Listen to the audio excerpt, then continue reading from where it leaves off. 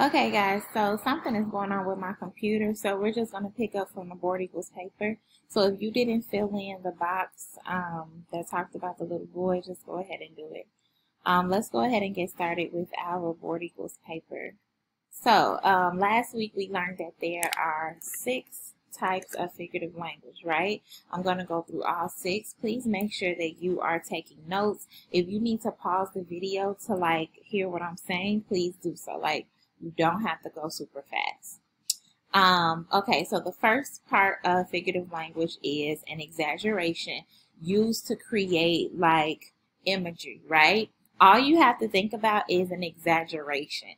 When something is being exaggerated, we know that that is a hyperbole, right? Okay. Now, something that is giving human traits to non-living objects. Like if I say that, man, this water really touched me, right? I'm giving this object, the water, a living trait because the water can't really touch me. Well, it can, but not in the sense that I'm saying, right? So you give a living object the human trait, which is personification, right? And we know, remember I gave you that hint, that person and personification knows that we're giving objects personalities, like human traits, okay? Now, these are the easy ones. When we're comparing two things using the words like or as, we know that that is a simile, okay? And then the figurative language that is comparing without using the words like or as is a metaphor, okay? Let's move on. Now, these are still figurative language, except that they're called sound devices, right? So the next 2 types of figurative language that are called sound devices, authors use this to make their writing sound more exciting, right? You want your writing to sound exciting if you're an author. Now, when the word actually mimics the sound or imitates the sound, like slurp or bam, boom, pow, all of those are sound words, right? That actually mimic the sound. That is called automatopoeia.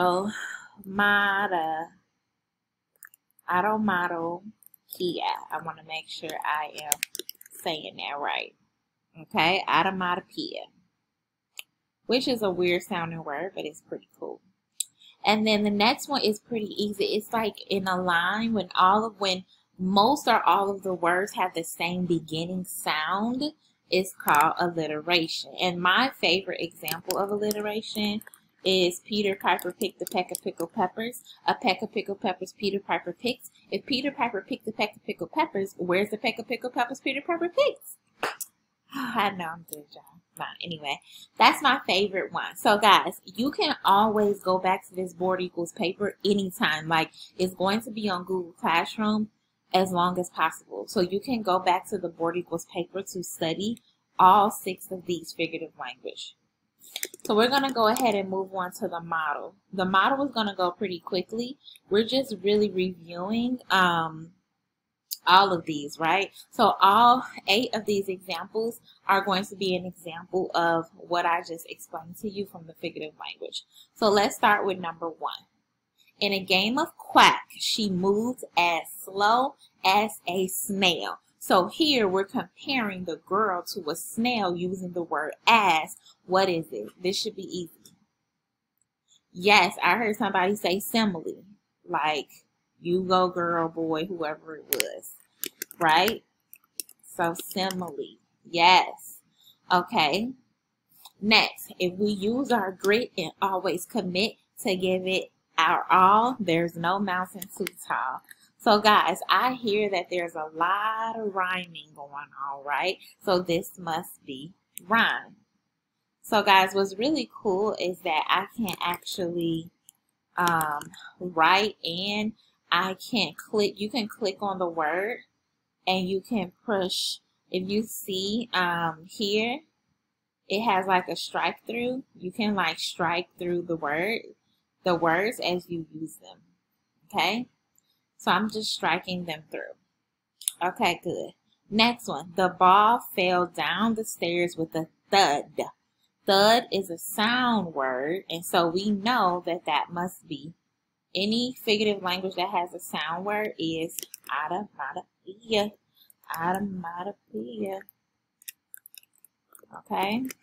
So far we're doing pretty well, right? And remember, guys, anytime I'm going too fast, please just like stop it. Charlie Bucket is skinnier than a toothpick.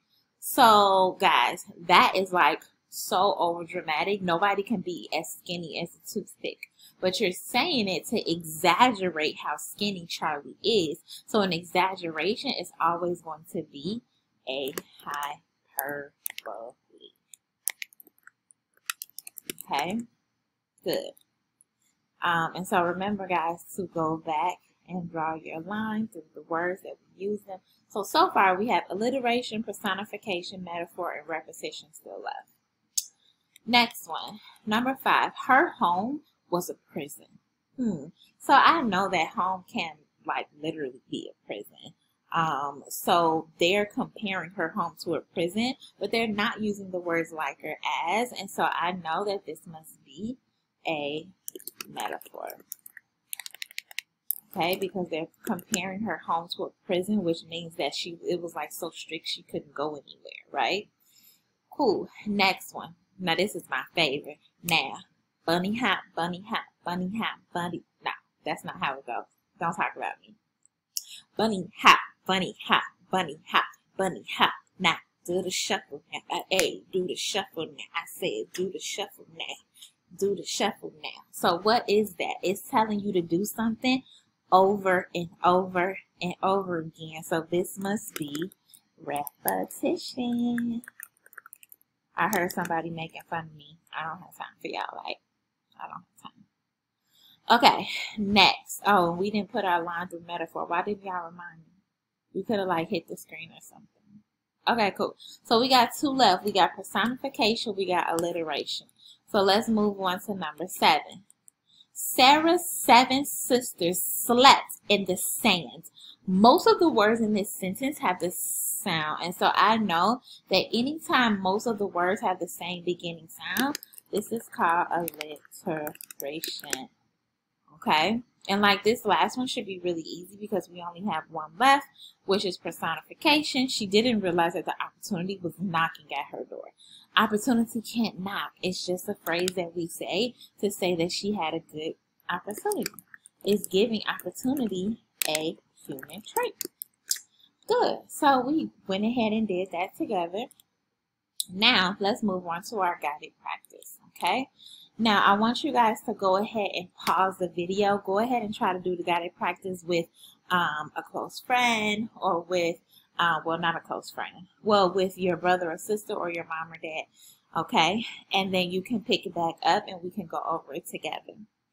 All right. So guys, remember, before you answer questions, you have to mark up your poetry elements. Okay.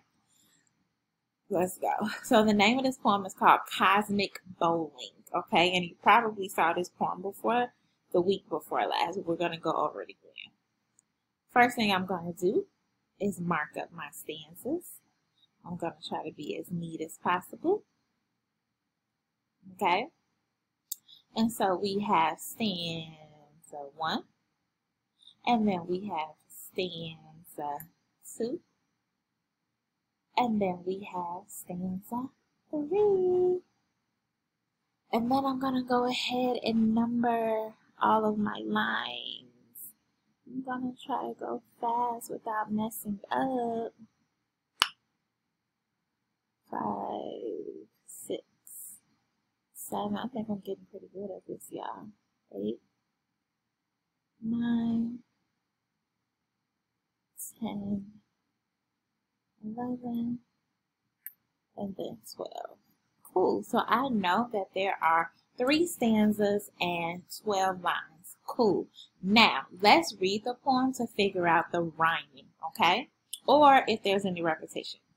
My grandpa used to tell me that the booming thunder in the sky are the angels playing bowling just to pass the time right by. So I know that sky and by rhyme. When the angel missed the bowling pin, she would sit there with a frown and would start to cry and wail about, so tears to earth would tumble down, down, down. They will also take some pictures just to document the night. So we sometimes see a camera flash and the sky will go real bright. So night and bright. Cool. And so there's no repetition, so we can move on to the actual questions. Okay. Number 1, which lines from the poem make up a stanza? So, A says lines 4 and 5. I know that a stanza, I remember that from the poetry elements, that a stanza has to be a paragraph. Lines 4 and 5 are just 2 lines. That's not a paragraph because in this poem, the paragraphs all have 4 lines apiece. So I can automatically eliminate A, like right off the bat. I can also eliminate the other ones because it also looks like, wait, hold on, 5, 6, 7. Let's see, 5, 6, 7. No, that's not a full stanza. I'm going to eliminate B. And then 7, 8, 9. That's not even a stanza because 9 starts a new stanza. So we know that the lines 9 through 12, which is stanza 3, make up one whole stanza. Okay? Remember, you always want to go back to your poem to see if your answers are correct. Don't just put anything, y'all. Like, this is your learning, okay? This is what you're going to need for 5th grade. So, like, you have to, like, be accountable and make sure that you're, like, really doing the work. Which sound device is used in line 2? Remember, sound devices, there's only 2, alliteration and automatopoeia. So, which ones can we automatically eliminate? I know. We can eliminate repetition and hyperbole because they are not sound devices, okay? So that's why it's important to really, really mark up and read the question. Line 2 says that the booming thunder in the sky, boom, right? Boom is a sound word, and so I know that anything that makes a sound is automatopoeia, okay? Because alliteration is like when all the words have the same beginning sound. Number 3, what is the figurative language used throughout the poem? Okay. A, metaphor, B, hyperbole, C, simile, or D, automatopoeia. So first of all, I know that the poem doesn't use any comparisons using like or as, so we can automatically eliminate C, simile, right? We also want to eliminate, what else?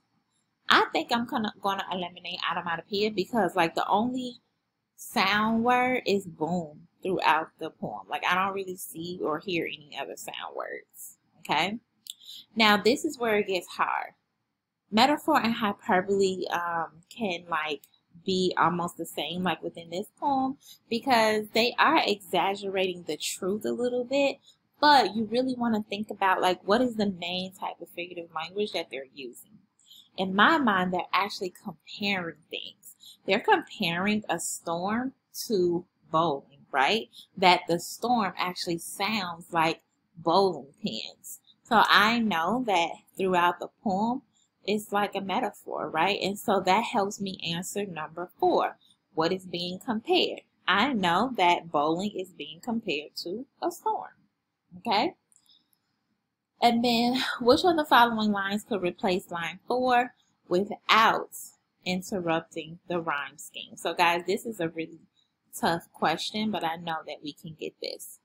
So, line 4 says, just to pass the time right by. So, I know that in line 4, by and sky rhyme. So, it has to be a line that actually rhymes with sky in order to replace the rhyme scheme. So when I look at like the answers, as the pens just keep on rolling and he would not tell a lie, since that is their favorite sport, they are higher than I can see. Let's try to put it in there real quick. My grandpa used to tell me that the booming thunder in the sky are the angels playing bowling just to pass the time right by, and he would not tell a lie. Okay, guys, so now is the time for you to go ahead and stop the video and start on your independent practice. I'm not going to answer number 6. You guys can answer number 6 on your own. Do the independent practice. Have someone check it. Do the exit ticket and make sure that you are really, really focused on getting a 100% because I will be shouting people out. Thank you guys for tuning in. See you tomorrow.